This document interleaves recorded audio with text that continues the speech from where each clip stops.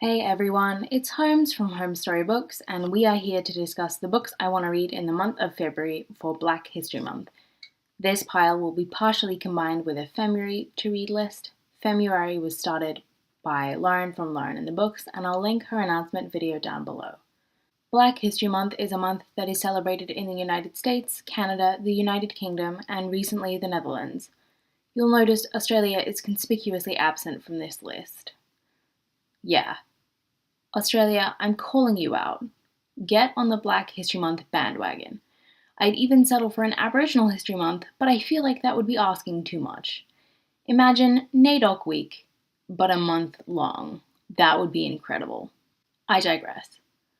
Black History Month is a month where we remember the history, the events, and the achievements of Black people, Black men, women, trans people, and it is a month where I actively try and choose content created by Black people. I'm really excited to celebrate Black History Month, and the way I do that is through books. There are a lot.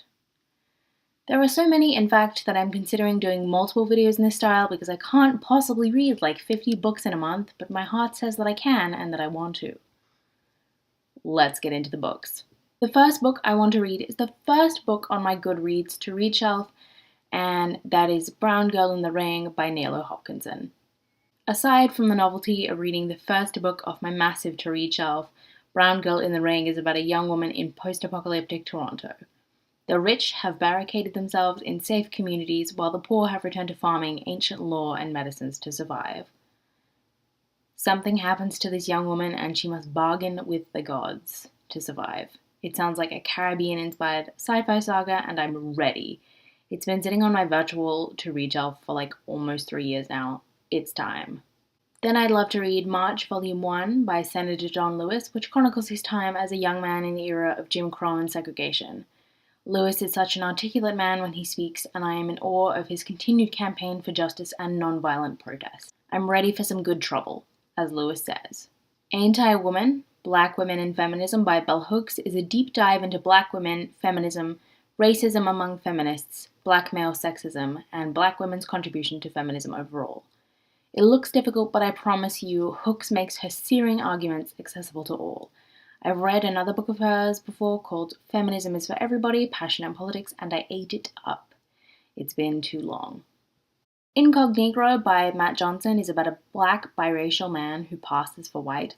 He is a journalist in the 1930s, and he becomes involved in an investigation when his brother is arrested for the murder of a white woman in Mississippi. I hadn't heard of this one until very recently, but it sounded too good to pass up. The other book I want to read for February is Tar Baby by Toni Morrison. Morrison is a Pulitzer Prize-winning author, and I consider her work required reading in general, let alone for Black History Month. There's actually a read-along happening right now for this book this month on Goodreads, run by Didi from Brown Girl Reading, so you can read along if you want. I'll leave all the links down below. My copy isn't coming in from the library yet, but maybe if I hustle, I can catch up.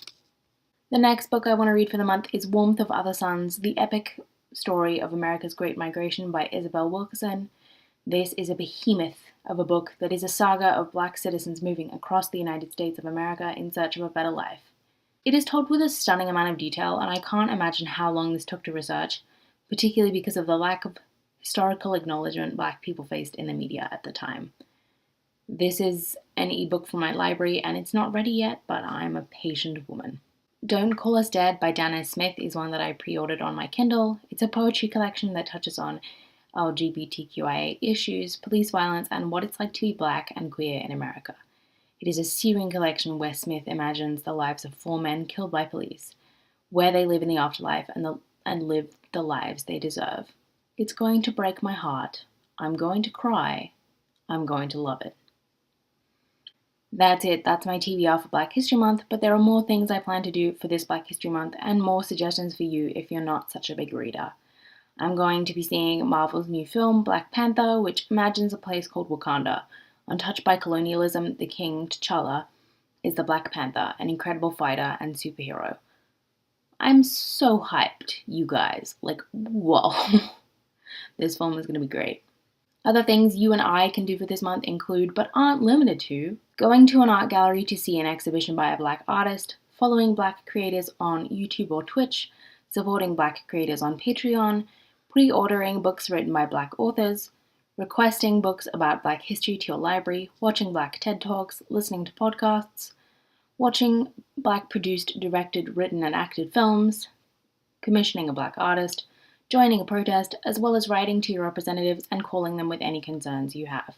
This month is not just for sharing Martin Luther quotations on Twitter or Facebook, although there's nothing wrong with that, but let your activism be loud, let it be gentle, let it be great.